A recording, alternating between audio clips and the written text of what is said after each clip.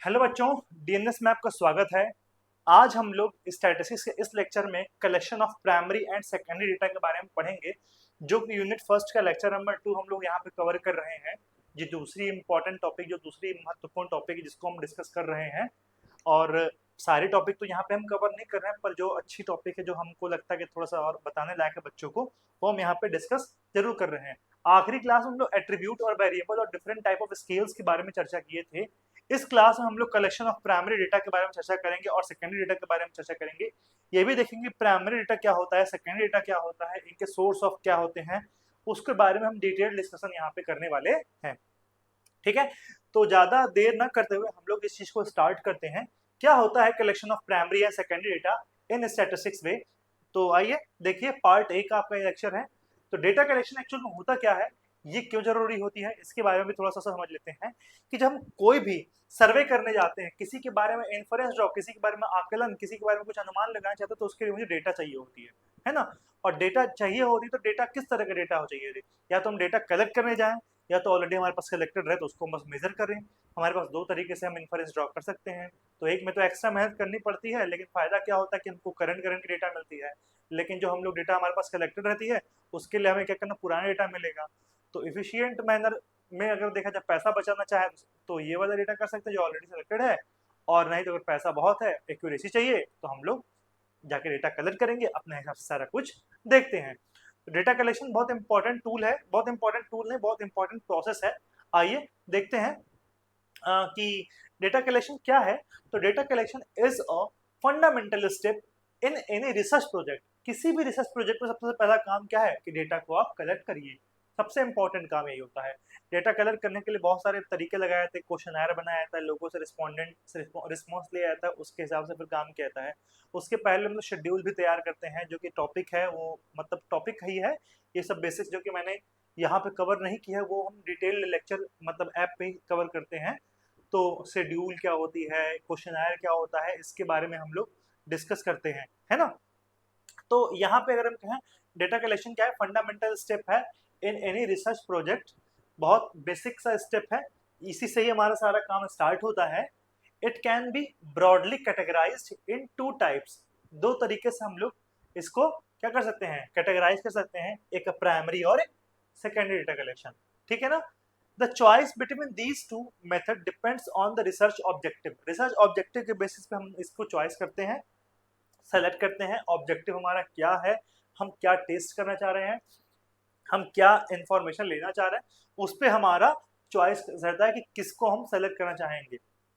Available resources, resource हमारे पास कितना है, the nature of information needed, और किस तरीके की इंफॉर्मेशन हमें चाहिए, एफिशिएंट मैनर में चाहिए कि इनएफिशिएंट मैनर में चाहिए, पैसा कितना है, हमारे पास रिसोर्स कितने हैं, मतलब लोग कितने हैं। उस पर हमारा डिपेंड करता है कि हमें किस तरीके का हमें डेटा कलेक्ट करना होगा। तो प्राइमरी डेटा कलेक्शन क्या होगा, तो प्राइमरी डेटा क्या होती है कि प्राइमरी डेटा जो हम खुद कलेक्ट करने जाते हैं नया, वो न्यू डेटा होता है। तो समझ लीजिए किसी का यूज नहीं होता, अवेलेबल डेटा नहीं होता है, पहले से ही पड़ा रहता है वो डेटा। तो प्राइमरी डेटा क्या होता है कि primary data is information that is collected first hand, है ना, नई नई नई एकदम, by researcher for a specific purpose. किसी पर्टिकुलर पर्पस के लिए हम लोग अगर कोई डेटा कलेक्ट करते हैं तो उसे हम लोग क्या बोलते हैं, प्राइमरी डेटा कहते हैं। वो फर्स्ट हैंड डेटा होती है। इट इज ओरिजिनल, ये ओरिजिनल डेटा होती है, अनप्रोसेस्ड, इस पे कोई काम नहीं हुआ था, न्यू डेटा हमको मिलता है। And directly relevant to the study's objective, अपने ऑब्जेक्टिव के बेसिस पे ही हम उसे कलेक्ट करते हैं, ताकि उसके बारे में हम कुछ इंफरेंस ड्रॉ कर सकें, कुछ इंफॉर्मेशन ले सकें। ठीक है ना। अब इनकी कैरेक्टरिस्टिक्स क्या होती है, तीन ही चीज पढ़े थे यहाँ पे, देख सकते हो। ओरिजिनल होता है, अनप्रोसेस्ड होता है, रिलेवेंट होता है हमारे ऑब्जेक्टिव के बेसिस पे, फर्स्ट हैंड होता है। ये सारी चीजें यहाँ पे वही कैरेक्टरिस्टिक्स के फॉर्म में यहाँ पे लिखी जाएगी। ओरिजिनलिटी क्या होती है कि the data is new and has not been published before. मतलब जो ये डेटा होता है प्राइमरी डेटा, ये पहले कहीं पब्लिश नहीं हुआ था, कहीं से हमारे पास पड़ा नहीं रहता है, वो हम लोग खुद से अपने हाथ से कलेक्ट करके फिर इसे हम लोग एनालाइज करते हैं। ठीक है, ये ओरिजिनलिटी होती है इसमें। स्पेसिफिसिटी क्या होती है कि जो हमें चाहिए उसी से रिलेटेड हमको डेटा मिलता है, जैसा हमारा ऑब्जेक्टिव जो हमको टेस्ट करना है। It is tailored to researchers exact needs and question. जैसा हमारा नीड है, जैसा हमारा क्वेश्चनर में क्वेश्चन पड़ा है, जिस तरीके का हमें डेटा चाहिए, जिस पर्टिकुलर एरिया का हमें डेटा चाहिए, वो सारा का सारा यहाँ पे पड़ा रहता है। किसमें? प्राइमरी डेटा कलेक्शन में। कंट्रोल, कंट्रोल क्या होता है? Researcher has complete control over the data collection process ensuring quality and relevance. मतलब कि अगर चाहे तो जो हमारा रिसर्चर है उस डेटा को जिस हिसाब से चाहे तो उस हिसाब से कंट्रोल भी कर सकता है। ये है कंट्रोल करने का मतलब है कि अगर जैसे एक तरीका है कि एक मतलब कि साधारण सा एग्जांपल है कि अगर पर्टिकुलर कोई क्लास है जिसमें मैं पढ़ा रहा हूँ, मुझे दिखाना है कि बच्चों में मुझे मार्क्स अच्छे अच्छे आ रहे हैं, ओवरऑल परसेंटेज जो सबसे ज्यादा नंबर पाया रहेगा उन सबके डेटा को मैं कलेक्ट कर लूंगा और दिखा दूंगा, देखिए बढ़िया आ रहा है। लेकिन मुझे खराब दिखाना, जो खराब पाया रहेगा उनका मैं दिखा नहीं खराब आ रहा है। तो ये क्या है? ये भी तरह से प्राइमरी डेटा कलेक्शन है, जिससे हम अपने डेटा पे कंट्रोल भी कर सकते हैं। ये बुरी भी है और अच्छी भी है। अच्छी किस लिए? कि हमें किस तरीके का एरिया चाहिए। हमको अगर इनसे रिलेटेड डेटा नहीं चाहिए तो हम उसको डिस्कार्ड कर दें, केवल हमको ये प्योर चाहिए। जैसे हम मानते कि हमको हाइट का चाहिए तो हम बाकी वेट का नहीं लेंगे, हम हाइट से ही रिलेटेड डेटा लेंगे और कुछ नहीं लेंगे। तो यहाँ पे वही है कि researcher has complete control over the data collection process ensuring quality and relevance. ठीक है ना? एक ही जगह सारा डेटा नहीं उठा लेंगे। हमको अगर पूरे एरिया में चाहिए तो हम हर एक एरिया के से हर एरिया, मान ली 10 एरिया है और हमको 100% डेटा चाहिए, 10-10% डेटा हम हर जगह से उठाएंगे। या फिर ऐसा भी कर सकते हैं जहां जिधर ज्यादा पॉपुलेशन है वहां से ज्यादा उठाएंगे, जहां कम है वहां से कम उठाएंगे। तो उसके पॉपुलेशन के हिसाब से हम डेटा उठाएंगे, है ना? ये हमारा कंट्रोल रहेगा डेटा पे। ठीक, तो उसकी क्वालिटी और रिलेवेंस हम अपने हिसाब से कंट्रोल कर सकते हैं। फिर क्या है? कॉमन मेथड क्या होते हैं इस डेटा कलेक्शन के? तो सर्वेज एंड क्वेश्चनर, जो कि मैंने बताया था। सर्वे क्या था, क्वेश्चनर क्या था है। और सेट ऑफ क्वेश्चनर क्या होता है? सेट ऑफ स्ट्रक्चर्ड क्वेश्चन होता है। क्वेश्चनर से पहले एक आता है शेड्यूल। शेड्यूल क्या होता है कि हम लोग क्या क्या क्वेश्चन पूछने वाले हैं, है ना, किस चीज के बारे में इंफॉर्मेशन चाहिए, वो एक शेड्यूल होता है। मतलब एक अन लिस्टेड या फिर अनमैनर्ड फॉर्म में हमारा वो पूरा क्वेश्चन रहता है, जिसको हम एडजस्ट करके फिर क्वेश्चनर में फॉर्म देते हैं। तो surveys and questionnaires, a set of structured question used to gather information from a large number of people। large number of people से हम लोग ये गैदर करते हैं क्वेश्चन स्ट्रक्चर्ड मैनर में। अनस्ट्रक्चर्ड फॉर्म में रहेगा तो वो हमारा क्या हो जाएगा? वो शेड्यूल हो जाएगा। स्ट्रक्चर्ड फॉर्म में जैसे हमको किसी के इनकम के बारे में पूछेंगे तो डायरेक्ट इनकम के बारे में नहीं पूछ सकते कि आपकी ये सैलरी कितनी है, शायद वो मना कर दे, डिनाई कर दे, नहीं बताएगा। ठीक है ना? तो हम क्या करेंगे कि आपके यहाँ खर्चा कितना है, सोर्स ऑफ इनकम कितना है, क्या क्या है, तो ऐसे बताएंगे तो हम उस सोर्स ऑफ इनकम से अनुमान लगा के उसकी इनकम, घर की इनकम बता सकते हैं कि नहीं मैं सरकारी ऑफिसर हूँ और मेरी मतलब कि ये पोस्ट है, मैं इस विभाग में काम करता हूँ और मेरा इतना जमीन भी है। ये सारा कुछ जोड़ करके इसका कहीं किराएदार भी वहाँ किराया भी रखता हूँ। इससे हम एक अंदाजा देते हैं कि उस एरिया में कितना किराया दिया जा रहा है, कितने कमरे हैं वहाँ पे, कितने कमरे को किराए पे दिया गया है। अगर वो सरकारी तंत्र में तो उनकी ऑन एवरेज सैलरी कितनी होगी अगर वो इतने साल से काम कर रहा है। तो ये सारा का सारा डेटा हम कलेक्ट करके अपने हिसाब से कर लेते हैं। अगर हम डायरेक्ट किसी से, तो यानी कि शेड्यूल में क्या हो गया, यानी कि शेड्यूल में था कि हमको उसके घर की इनकम पता करनी है। ठीक है, शेड्यूल में मेरा ये ऑब्जेक्टिव था कि हमको इनकम पता करनी है। क्वेश्चनर में क्या है कि आप कौन से विभाग में हैं, आप कोई रेंट पे देते हैं कि नहीं देते हैं, खर्च कितना है, ये सारा कुछ उससे पूछेंगे, जिससे हम इनकम के बारे में जानकारी लेते हैं। ये क्वेश्चन आया रहता है। क्वेश्चन आया पूछने का तरीका है। जैसे एक एग्जांपल आप लोगों को याद होगा, एक मूवी है पहले की, माला माल वीकली। ठीक है ना? तो माला माल वीकली का क्वेश्चन सही से नहीं लिखा है तो थप्पड़ भी खा सकता है इंसान। ऐसे पूछता है कि एक रिस्पोंडेंट रहती है, एलईडी रहती है कि आपकी शादी हुई है, तो कहती है नहीं। फिर अगली बार पूछता है वो कितने बच्चे हैं, फिर वहां थप्पड़ मिल जाता है। तो उसको कहा जाता है कि पहले बच्चों के बारे में पूछो, फिर शादी के बारे में पूछो। फिर दूसरी ओर से जाता है, वो पूछता है कि ये एक लेडी रहती, पहली वाली तो कुंवारी रहती है, दूसरी वाली शादीशुदा रहती है। पूछती है कि आपके कितने बच्चे, तो कहती है 4। फिर पूछता है कि आपकी शादी हुई है, फिर वहां पे थप्पड़ मिलता है। तो वह रिस्पोंडेंट को समझना चाहिए कि वो किस तरीके से वो क्वेश्चन को सेटअप करे, प्रेजेंट करे, जिससे कि उसको अच्छा सा रिस्पॉन्स मिल पाए। ये दिखाया गया है यहाँ पे कि अगर हम सही क्वेश्चन नहीं बनाएंगे तो हमें इन्फॉर्मेशन भी सही नहीं मिल पाएगी। ठीक है, क्वेश्चनर कैसे भेजा जा सकता है?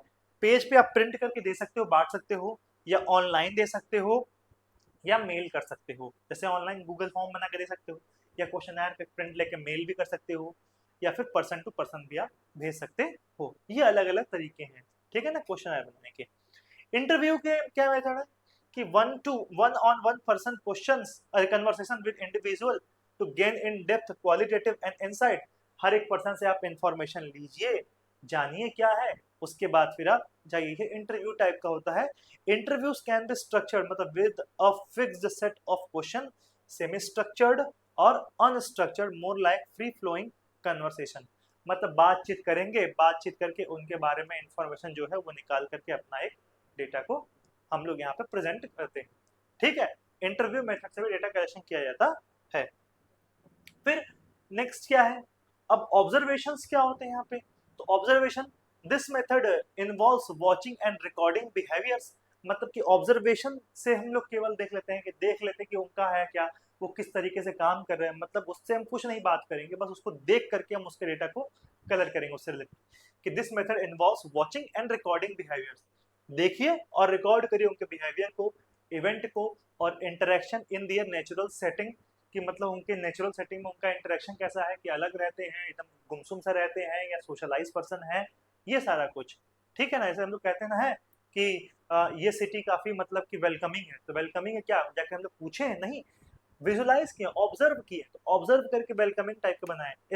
इस सिटी के लोग काफी नैरो माइंड है, क्या हम पूछे नहीं, वहां विजुलाइज किया गया है, नहीं ऑब्जर्वेशन के थ्रू वहां से हम लोग किए हैं, ठीक है। तो क्या आ गया, नेचुरल सेटिंग है। तो it can be participant observation where the researcher is a part of the group being study.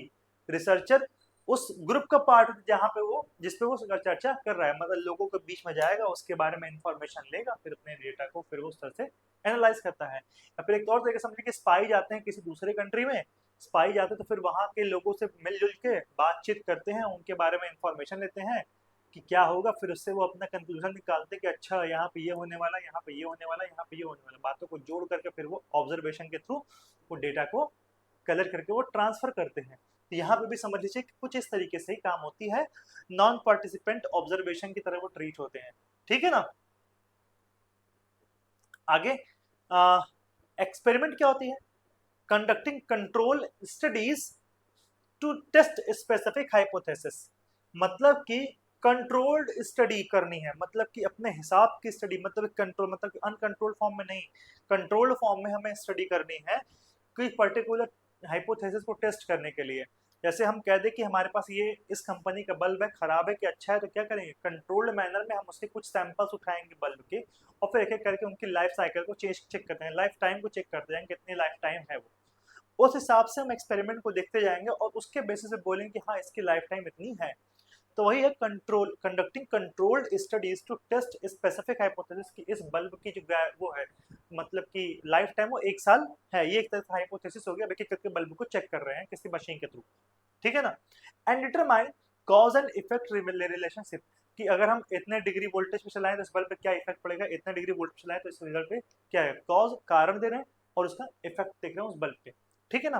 This is common in scientific and medical research की ये दवा दे रहे हैं तो इस दवा से बॉडी पे क्या असर पड़ रही है, और ये दवा दे रहे हैं इस दवा पे बॉडी पे क्या असर। जैसे कोविड आई थी तो कोविड में हम लोग कोवैक्सीन दिए थे, स्पुतनिक दिए थे, और एक और था याद नहीं आ रहा यार, हाँ कोविशील्ड, ये 3 थी। लोग कहते कोविशील्ड गड़बड़ है, तो क्या है कॉज एंड इफेक्ट, मतलब उस कोविशील्ड को लगाने बहुत लोगों को दिक्कत हो रही थी, स्पुतनिक लोग कहते अच्छा था, तो ये अलग अलग कॉज है, उसके इफेक्ट दिखे जा रहे थे बॉडी पे कि क्या उससे मतलब कोविड से प्रोटेक्शन किस किस वैक्सीन से ज्यादा हो रही है, किस वैक्सीन से कम हो रही है, इसी पे यहाँ पे चर्चा होती थी।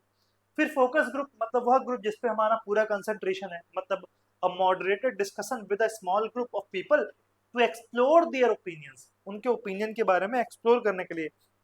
ऐसे वोटिंग होती है तो उस समय पोलिंग कराई ना, जिससे हम लोग पोल के थ्रू समझते हैं कि कौन जीत रहा है। तो लोगों के ओपिनियन ये है कि सरकार कैसा की है, सरकार अच्छा की है, सरकार खराब की है। तो अगर वो सरकार की तारीफ कर रहे हैं तो मतलब वो सरकार उसी गवर्नमेंट को, उसी पार्टी को वोट देंगे, अगर उसकी पार्टी की बुराई कर रहे हैं मतलब उस पार्टी को वोट नहीं देंगे, ठीक है ना। तो ये क्या हो गया, ये एक तरीका होता है जिससे वो उसके बारे में जानकारी ले सकते हैं, है ना, उनके ओपिनियन क्या चल रहे हैं गवर्नमेंट को लेकर के, पर्सपेक्टिव क्या चल रहा है गवर्नमेंट को लेकर के।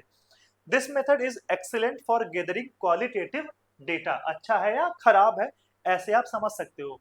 और फिर अंडरस्टैंडिंग ग्रुप डायनेमिक्स, मतलब अगर हम कहें कि यूपी में देख लेते गवर्नमेंट के बारे में, अलग अलग सेक्शन में जाएं गवर्नमेंट के बारे में पूछ लेंगे, अगर हमको 10 जगह में से अगर 6 जगह 7 जगह 8 जगह अगर हमको मिल रहा है कि हाँ गवर्नमेंट की तारीफ कर रहे हैं, मतलब उस पर्टिकुलर गवर्नमेंट को उस पर्टिकुलर यूपी में जीतने के चांसेस ज्यादा हैं। तो ये हम क्या करते हैं, इससे हम लोग ये फोकस ग्रुप से हम लोग इस तरह के डेटा को भी गैदर करते हैं। फिर नेक्स्ट क्या है, नेक्स्ट अगर इस सेंस में चले तो एडवांटेज ऑफ प्राइमरी डेटा क्या है, प्राइमरी डेटा के एडवांटेजेस क्या है, जैसे मैंने पीछे बताया था उसी से रिलेटेड सारे बने रहेंगे, मतलब सारे इन्फॉर्मेशन आपको मिलेंगे कि provides data that is specific to research question. सीधी सी बात है, एग्जैक्ट हमको जैसा ऑब्जेक्टिव रहेगा वैसा हमारा डेटा मिल जाएगा यहाँ पे प्राइमरी डेटा में। The researcher has control over data quality, सीधी सी बात है, किस तरह का जितना अच्छा हमें डेटा चाहिए उतना मेहनत हम करवाएंगे सामने वाले से, एंड कलेक्शन मेथड भी उस हिसाब से करवाएंगे, ठीक है। Offers a deeper understanding and new insight, एक डीपर अंडरस्टैंडिंग हमको देता है, एक मतलब और अच्छा बेसिक समझ देता है जिस तरह डेटा कलेक्ट करते हैं, और हमको एक उसके बारे में एक नया जानकारी मिलती है जो हम पहले से चलते आ रहे हैं उस हिसाब से, उसके हिसाब से नहीं, एक नया फॉर्म हमको एक मिलता है। जैसे मान लेते हैं कि according to previous data GDP भारत इतनी चल रही थी, हमने नया डेटा कलेक्ट किया, जीडीपी देखा तो ये जीडीपी चल रही है, तो हमको एक नया फॉर्म मिला, नहीं नहीं जीडीपी अब ये नहीं, जीडीपी अब ये है, ऐसे हम इसको समझ सकते हैं, ठीक है। डिसएडवांटेज क्या है, सीधी सी बात है टाइम लेगा, क्योंकि डेटा कलेक्ट करो टाइम लगेगा, can be time consuming and expensive to collect, data collect करो पैसा तो लगेगा ही लगेगा, लोगों को लगाओगे तो। फिर requires significant planning and resources, सब कुछ आपको प्लान करना पड़ेगा, रिसोर्स भी आपको एडजस्ट करने पड़ेंगे, सब कुछ में be limited by the availability of suitable sample population.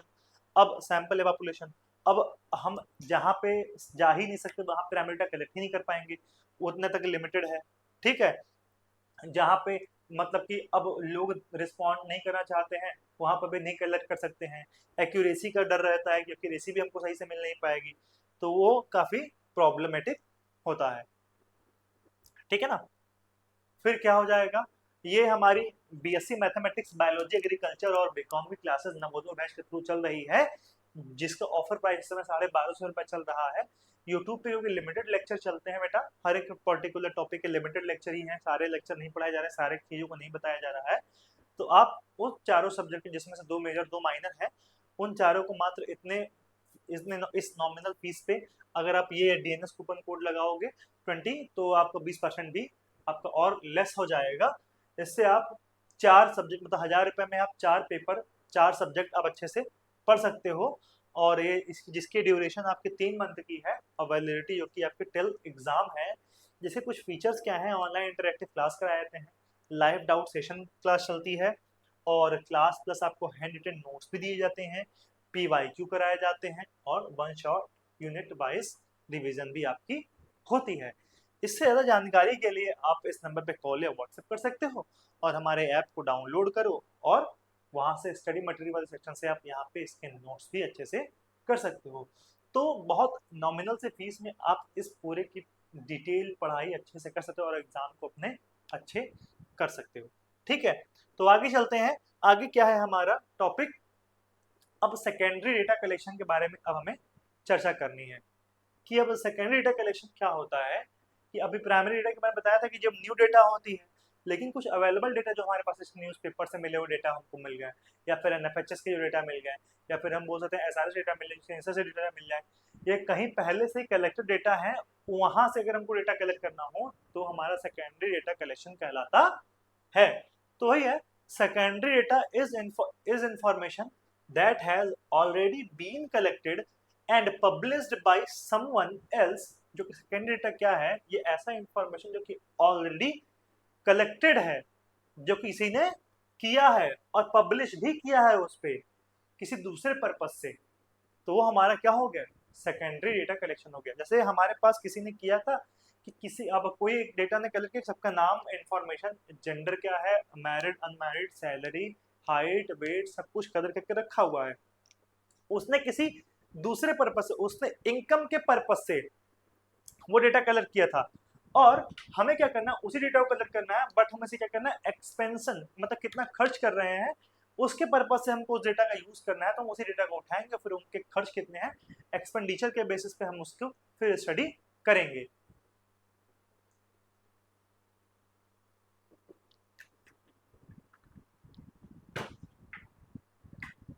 उसके बेसिस पे हम उस स्टडी को करते हैं, मतलब ऑलरेडी अवेलेबल डेटा रहती है, फिर उस पर अपना हम स्टडी करते हैं कि अगर इस डेटा पे हम अप्लाई करें, देखिए इसके बारे में क्या आता है।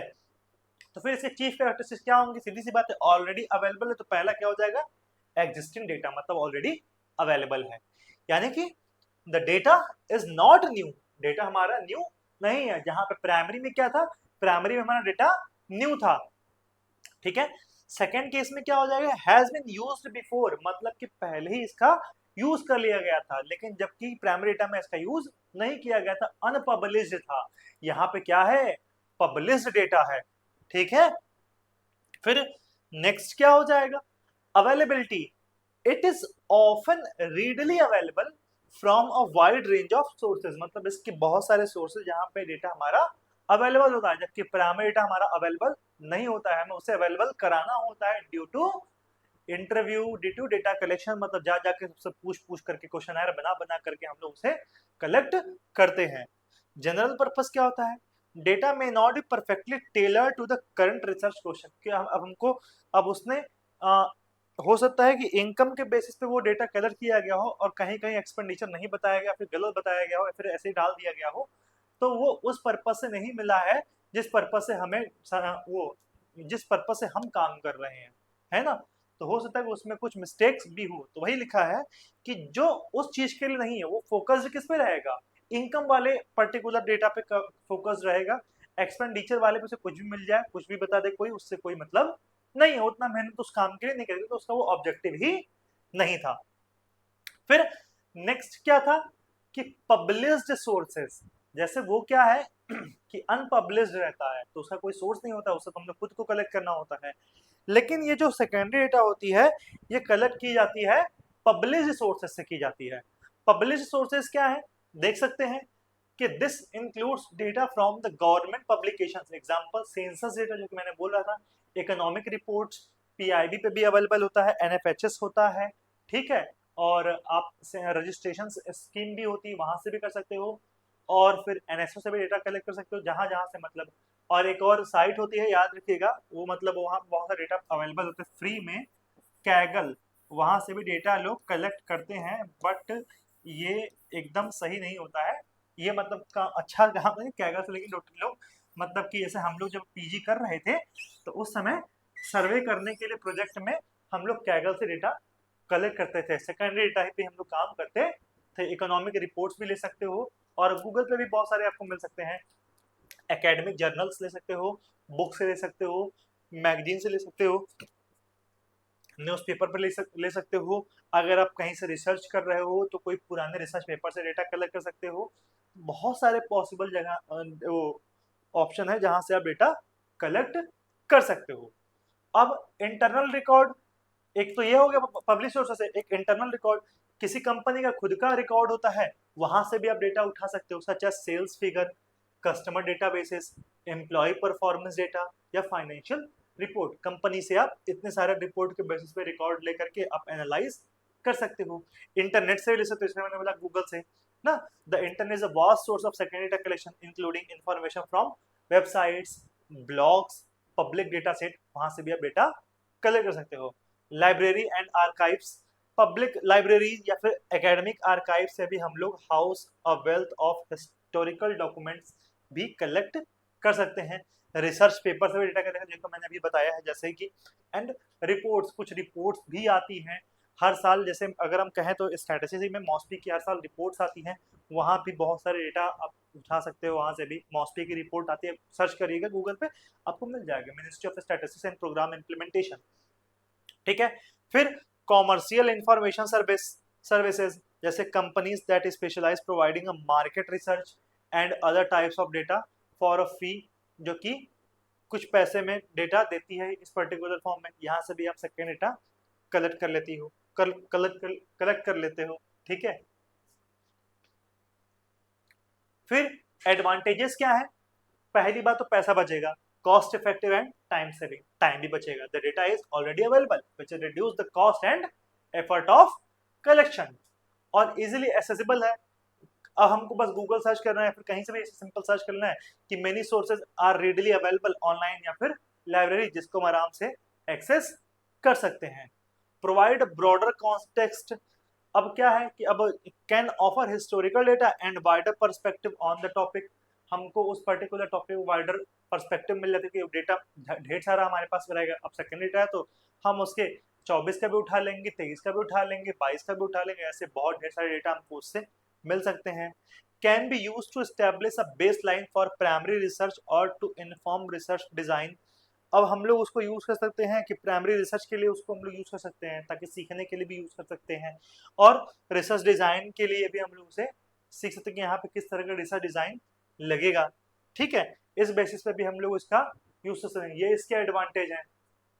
फिर नेक्स्ट क्या है, अगर आप नेक्स्ट देखना चाहो तो डिसएडवांटेज क्या है कि अब जिस चीज के लिए हमें डेटा चाहिए उस चीज के लिए वो डेटा नहीं मिलेगा, किसी और चीज के लिए मिलेगा तो वो स्पेसिफिक पूरी तरीके से नहीं हो पाएगा। तो वही लिखा गया है कि may not be specific enough the data, अब क्या है, the data may not perfectly align with the research objective, जो हमारी ऑब्जेक्टिव रही है, जो हमारा यूज रहा है डेटा का, जिस तरीके का हमारा काम है, जिस चीज के लिए हमें इन्फरेंस ड्रॉ करनी है, उस चीज के लिए ये डेटा कलेक्ट नहीं किया गया है। तो हो सकता है कि वो डेटा बहुत स्पेसिफाई हमारे रिसर्च को न कर पाए, परफेक्टली अलाइन ना हो। ठीक है ना। फिर lack of control over quality, सीधी सी बात है, जैसे हमारा प्राइमरी डेटा में हम कंट्रोल कर सकते थे कि हमको और एक्यूरेट वैल्यू चाहिए तो हमको इस जहाँ से भी लेना है, और ज़्यादा एक्यूरेट चाहिए तो इस जगह से भी लेना है, हर जगह से हमको डेटा चाहिए, हर एक सेक्शन से डेटा चाहिए, तो हम डेटा के क्वालिटी पे आराम से कंट्रोल कर सकते थे, है ना। लेकिन इस केस में हम नहीं कर सकते हैं, जो हमारे पास है वही हमें करना ही होगा, वही हमारी क्या है, मजबूरी है। ठीक है, तो हम उस पर कंट्रोल नहीं कर सकते हैं डेटा पे, यानी कि the researcher has no control over how the data was originally collected, मतलब कि रिसर्चर का इस डेटा पे कोई भी कंट्रोल नहीं होता है कि डेटा कैसे कलेक्ट किया गया है।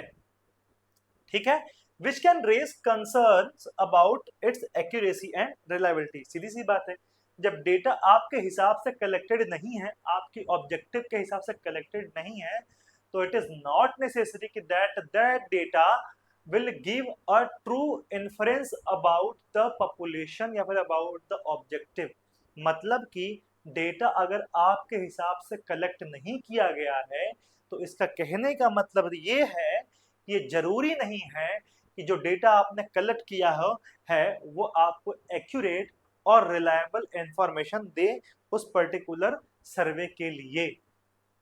ठीक है, नेक्स्ट क्या है, आउटडेटेड इंफॉर्मेशन, अब सीधी सी बात है कि सेकेंडरी डेटा उठाओगे तो और वो हमें करंट का तो इंफॉर्मेशन तो कतई नहीं देगा, हमें वो किसका देगा, वो पास्ट का ही इंफॉर्मेशन देगा। अब जो पास्ट का इंफॉर्मेशन देगा तो हमको सही से इंफॉर्मेशन नहीं मिलेगी सही इस समय करंट की। अब ये सोचिए कि भारत की 4 साल के पहले का जीडीपी का डेटा उठाएगा, भारत की आज की सिचुएशन आप बता सकते हो क्या, नहीं बता सकते हो कि भारत की जीडीपी कैसी रहने वाली है, भारत की इकोनॉमी कैसी है, ये कतई नहीं बोल सकते हैं। क्यों, क्योंकि वो हमारा आउटडेटेड इंफॉर्मेशन है। अब आउटडेटेड इंफॉर्मेशन से आज के बारे में हम इन्फॉर्म नहीं कर सकते हैं।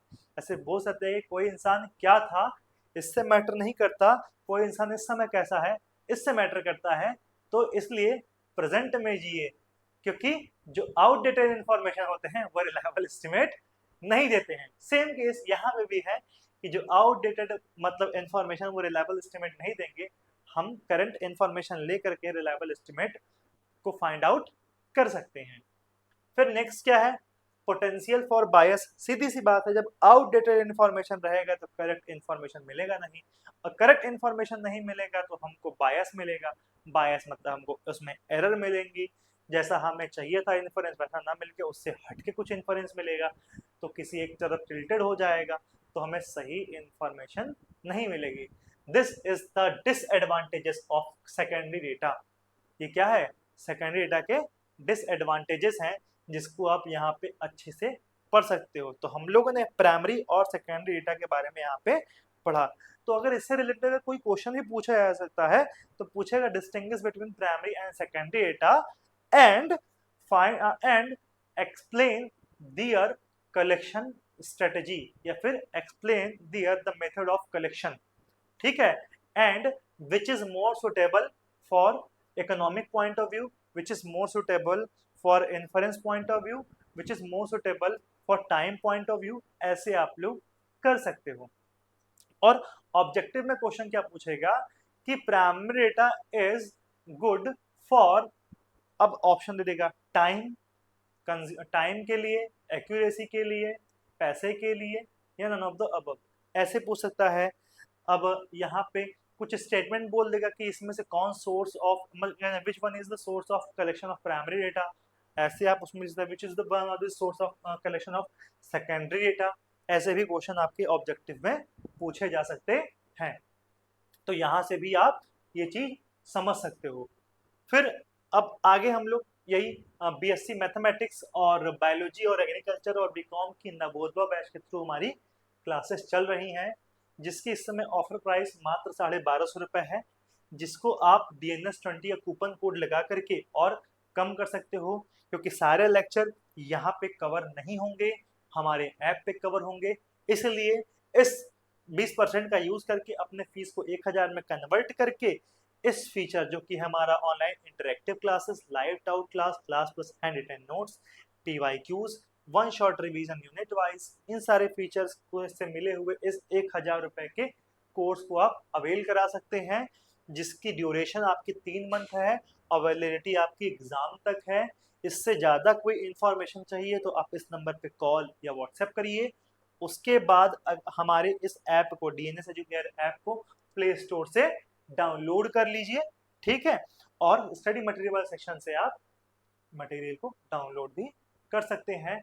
और अगर आप ऐप से मतलब कि अगर आप इस कोर्स को परचेज करते हैं या फिर ज्वाइन करते हैं तो आप वहाँ पे अच्छे से डिस्कशन कर सकते हो, कोई समस्या होगी तो फीडबैक फॉर्म के थ्रू चीज़ों को समझ सकते हो। और आज का लेक्चर अगर आपको समझ में आया तो समझ में आया तो अच्छी बात है, अगर नहीं आया तो कमेंट करेगा। वैसे हमें उम्मीद है कि आपको आज का लेक्चर समझ में जरूर आया होगा। तब तक के लिए जय हिंद।